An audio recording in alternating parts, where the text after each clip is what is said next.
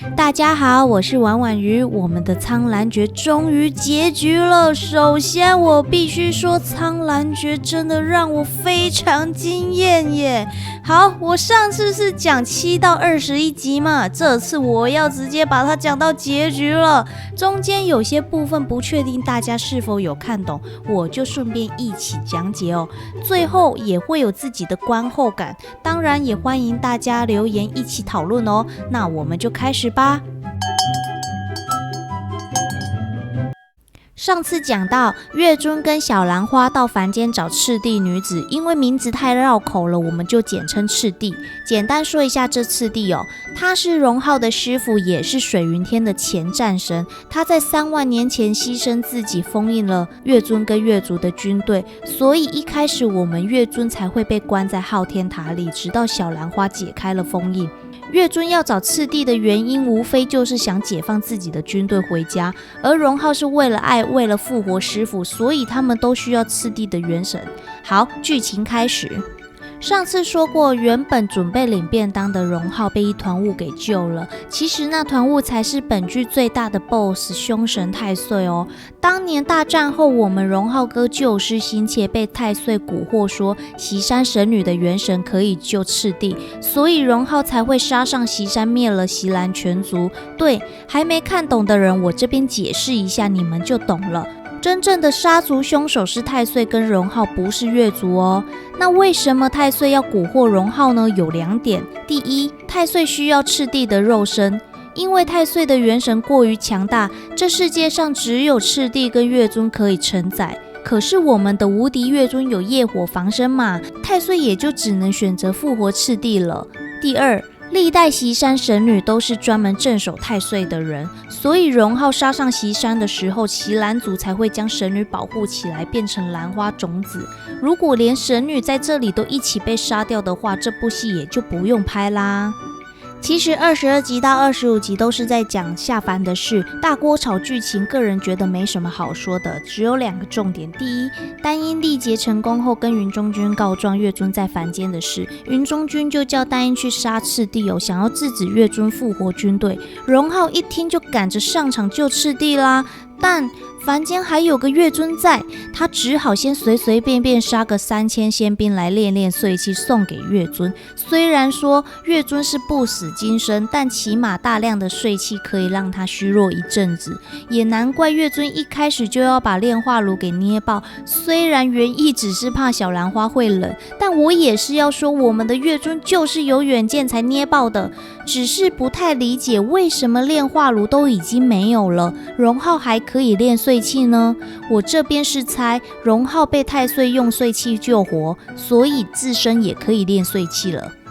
第二，长恒跟赤帝在凡间也历劫成功了。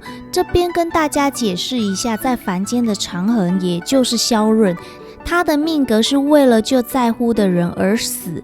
大家一定很纳闷，他在乎的人应该是小兰花才对啊。我个人认为，在凡间的萧润呢，从小跟曲水一起长大，所以对萧润来说，曲水就会是个在乎的人。在乎的人不一定是爱人嘛，也可以是朋友或亲人啊。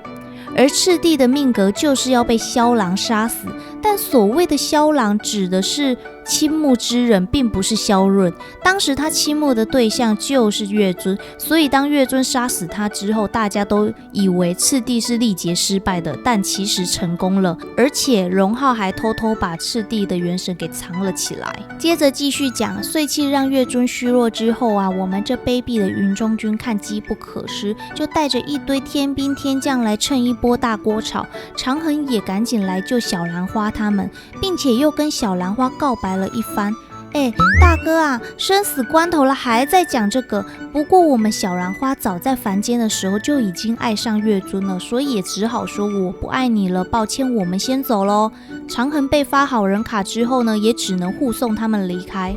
看月尊虚弱至极，小兰花想到之前用血让兰溪花复活的事，所以就试试看割血给他喝。好孩子不要学哦，我们身为现代人生病了就是要去看医生，懂吗？月尊醒后呢，就说以后不准再割血救人，即使是我也不行。所以小兰花的治愈血就再也没有用过了。我真的不知道演这一出要干嘛，算了，反正这边很甜很好看就是了。但吻戏的部分我又出戏了，吻得我超尴尬的。回到苍岩海的他们就一直谈恋爱，特别说一下同心锁的这一段哦。虽然月尊跟小兰花表面都说对同心锁不感兴趣，但还是各自偷偷去买了。小兰花买了好看的锁，可见小兰花认为爱情很美好，很标准的傻白甜，而月尊买了最坚硬的锁，可见月尊是希望他的爱情无坚不摧，整个甜到眼里只剩对方，甜到迅风都生气了，觉得老哥不务正业，看来小兰花该死了。这时长恒也没闲着，用他的神之脑猜出荣浩就是海事主，然后他就带着荣浩去水云天领罚。我觉得这边也没什么重点，不知道他们在干嘛。但我要说的是，仙族终于发现昊天塔一堆 bug， 所以呢这次就把荣浩关到了渡夜渊，长恒则是因为救小兰花而被判斩首。这边真的是没重点又傻眼啊。接下来又爆出单一仙子他妈原来是月族的，又来个大杂烩，我的妈呀，整个仙界乱七八糟。云中君像小人，荣浩为爱堕落，长恒为爱疯狂，单因是个半仙人，杀毁啊。还记得荣浩把赤地元神藏起来的这件事吧？荣浩手下较不知情的杰离把元神放到了超级手镯里面。对了，杰离是海市的奸细，不过他是好人，所以是被逼的。杰离本身也是个大锅炒的身份，她是丹音的妹妹，原来他们是一点也不像的双胞胎。来了，本剧猛猛刑罚来了，是古双岩丁之喜呢。这边没有要造福大家，所以没打算脱衣服领罚吼。我们月尊为了告诉大家他爱小兰花爱得要死要活，自己就向月族领罚，罚了个每逢半夜就会痛痛的刑罚。被罚完后还赶紧去赴约小兰花，这边很虐，为了爱你我什么都愿意承受。然后月尊就昏倒了。接着我们大嘴巴商榷呢，就跟小兰花说了月尊受罚的事。你看看你啊，每次都是你多嘴，要不然旋风也不会知道陈颖健可以解咒啦。你真是一个推动剧情的好神手啊！月尊都受罚了，好啦，准备澄清吧。哦不，还没。弟弟又来阻止了，现在换小兰花要进福居洞受罚。福居洞就是月尊拔情绝爱的地方。搞得好悲惨，觉得很傻眼。算了，痛一痛月主就是你的了。哎，苦命鸳鸯啊！不过这边我很纳闷，月尊的岩钉之刑就痛那么一次，不是说好每逢半夜都要痛到爆的吗？算了，我不想再计较了。还记得我们有爱的月尊操纵不了业火这件事吧？现在大家都知道了。回到准备被斩首的长恒。丹因为了救他，就赶紧跟云中君说小兰花是袭山神女，所以长恒没错。而云中君就改口说长恒无罪。荣浩也在此时说3000仙将是月族杀的，其实这是他跟云中君策划的，所以说看起来像是好人也可能是坏人，看起来坏坏的可能也是好人啊。你看看这身为仙族的云中君很坏吧？反正云中君找到理由了，就可以准备集结军队攻打月族，真的是人都用不完啊。接着就要想办法把荣浩搞出来，才能再度大锅炒嘛。荣浩的手下呢，就用了结离是你女儿这件事来威胁白发仙君，把荣浩救出来。为了救老哥，旋风弟弟已经完成了陈颖健。本剧最认真的就是你了，现在只要拿陈颖健杀掉小兰花，再拿到手镯里的赤地元神，就可以推动剧情了。不过看起来我们的月尊大人很不乐意就是了。弟弟生气了，我看了也很生气。弟弟又帅又认真，他是唯一不大锅炒的人，所以他气我也气。唉，再转回杰里吧。杰里因为没有乖乖听话，所以又被荣浩手下处罚。这个处罚看起来像是在挠痒痒，不过有个重点，手下撂狠话了，就看我们的杰里要救姐妹还是男人。好啊，大家一起虐起来啊，反正我们杰里是好人，最后都救啦。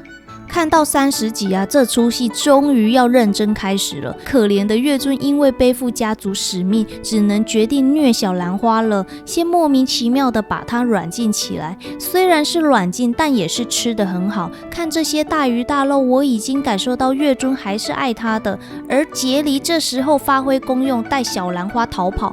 不过啊，小兰花还是跑去找了月尊，顺便又被月尊虐了一番，哭哭再度软禁。接着开始打仗吧。我们月尊无计可施之下接受了碎气，上演了清仓统领演。小兰花则是跟旋风拿了成影剑，打算牺牲自己成全月尊哦。这边拖到一个爆炸啦，小兰花终究还是为了月尊牺牲自己。小兰花一死，换赤帝复活。看来目前最称心如意的就是荣浩。不过赤帝很快就发现荣浩做的坏事，并带他上水云天领罚。然后荣浩再度被关进渡夜渊。不过荣浩手下再度使出了劫离攻击，威胁白发仙君去救荣浩出来。之后也就真的救出来了。导演可以这样的吗？救了又救，救了又救的，都给他们演就好了啊。好了，既然小兰花为了月尊都牺牲自己了，我们月尊也就不想活啦，所以他就造了一个梦境让自己沉睡。长恒认为小兰花还有救，就赶紧去唤醒月尊。来吧，跟大家说说我的看法。梦境这一段非常虐人哦。梦境中的小兰花其实真的是小兰花，如果你有好好看我的影片，就会发现我前面说到同心锁的部分，小兰花是个认为爱情很美好的傻白甜哦。所以在梦境中，小兰花所说的那些事，正是她心中所想。她只想跟月尊待在一起，那些世界和平到底干她什么事啊？但是剧情绝对不会这么走，因为小兰花跟月尊都这样死去的话，就太没意义了，会被骂翻的。所以月尊就放弃了梦境中的小兰花，清醒后就去找了司命仙君。哇，我们超美的司命终于露脸了。这时集数也来到了33集了，傻眼。司命就告诉月尊，小兰花牺牲的时候，有一缕元神跑进了月尊的元神里。大家的元神都很会跑所以呢，他们就打算把小兰花的元神剥离出来，拿回席山种起来，就可以复活了。先跳来讲一下荣浩这边好了。复活后的赤帝啊，变得渴望更多碎气，因为荣浩当初让赤帝去历劫，是累积了千世的悲惨命运哦。赤帝的重生可以说是用碎气养出来的。荣浩在选择这条路的时候啊，就造就了现在的结果。所以这边的破镜片段，就是意味着破镜难以重圆了，早已注定荣浩跟赤帝的悲惨结局。接着小兰花决定背起责任，用席云的身份复活。月尊大人的追妻火葬场开始了，终于换他要被小兰花虐了。月尊知道小兰花又要牺牲自己去对抗太岁后，月尊就决定先下手为强，假意让太岁晋升，准备同归于尽。之后月尊领悟了大彻大悟的琉璃火，我还以为是什么大招呢，结果只能包住太岁，不让他出肉身，只能说太岁太强大了。再加上小兰花的神女之吻，就结束了这一切。因为月尊是不死金身嘛，所以元神就变成了蓝骨。接着小兰花就把蓝骨温养在花园，养个500年后，月尊就回来了， Happy Ending 收尾。终于讲完了，嘴巴好渴哦，讲得我好累哦。我个人觉得呢，最后那3集是最精彩的部分。简单来说呢，就是有2组人马，席山组跟太岁组。席山组呢，也就是主角们，拿得起放得下，不会过于钻牛角尖，最终得到了升华。而太岁组这边呢，充斥着看不开放不下，执念过深，被心中的恶魔给侵蚀，并做错了很多的决定跟事情哦。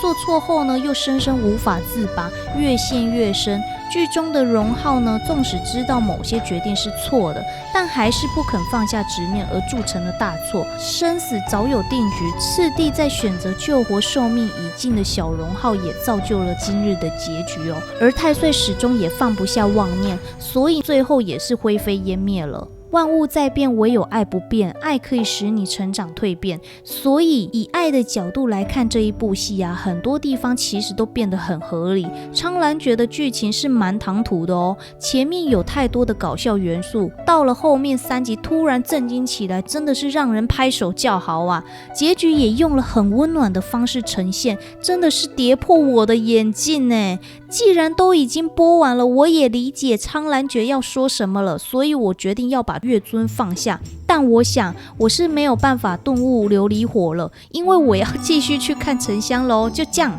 如果喜欢我的影片，欢迎按赞订阅支持我，我们下次再见，拜拜。